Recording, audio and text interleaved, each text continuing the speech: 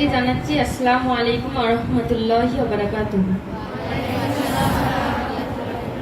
তোমরা সবাই যেহেতু ছোট, তাই তোমাদেরকে বলার সময় যদি আমার কোনো ভুল হয়ে থাকে মাফ করে দেবে, বা কোনো শব্দ যদি খারাপ লেগে থাকে আমাকে মাফ করে দেবে, কারণ আমি প্রথম বলছি তোমাদের সামনে।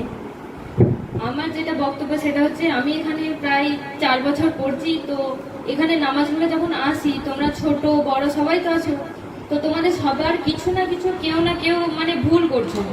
যেটা নিয়ে বলছি এটা হচ্ছে যে, যেটাকে বলা হয় যে জান্নাতের চাবিকাঠি। জান্নাতের চাবিকাঠি কাকে বলা হয় বলো তো, আগে বলো সবাই। নামাজ। হ্যাঁ, এই নামাজ নিয়ে আমি কিছু বলতে চাই তোমাদেরকে। তোমরা যেটা করো, ছোটরা আছো যেহেতু, মানে প্রথম প্রথম 1-2 দিন বললে ঠিক থাকো, আবার পরবর্তীকালে তোমরা এই ভুলটাই করো।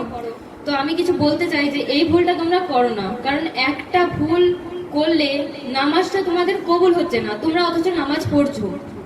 খুব মন দিয়ে শুনবে, সবার উদ্দেশ্যেই বলছি, কারণ আমরা ছোট থেকে নামাজ পড়ছি অথচ আমাদের নামাজ কবুল হচ্ছে না। তাহলে আমাদের নামাজ পড়ার মানেটা কি রইল? নামাজ হচ্ছে যে খুবই সূক্ষ্ম জিনিস, বিশেষ করে আমাদের মেয়েদের জন্য। আমাদেরকে আল্লাহ পাক বলেই দিয়েছে নামাজের নিয়ম। আমি নামাজের কয়েকটা নিয়ম বলছি, তোমরা মন দিয়ে শুনবে।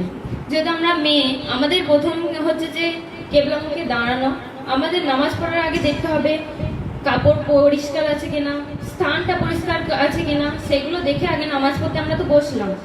নামাজ পড়তে বসবে যখন, তখন সবাই দেখবে তোমাদের যেগুলো ফরজ মেয়েদের হচ্ছে যে আমাদের শুধু মুখমণ্ডলটা খোলা থাকবে, একটা চুলও যেন না কারোর দেখা যায়। একটা যদি চুল কারোর দেখা যায়, তার নামাজটা কিন্তু কবুল হবে না।